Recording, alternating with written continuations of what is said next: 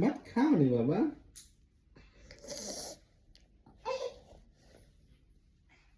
আব্বু ভাত খেয়ে তারপরে খাবো, ওকে? ঠিক আছে। বাবা ওকে, আমি তো ভাত খাবো। আমি নুডলস খাবো। নুডলস খাবে?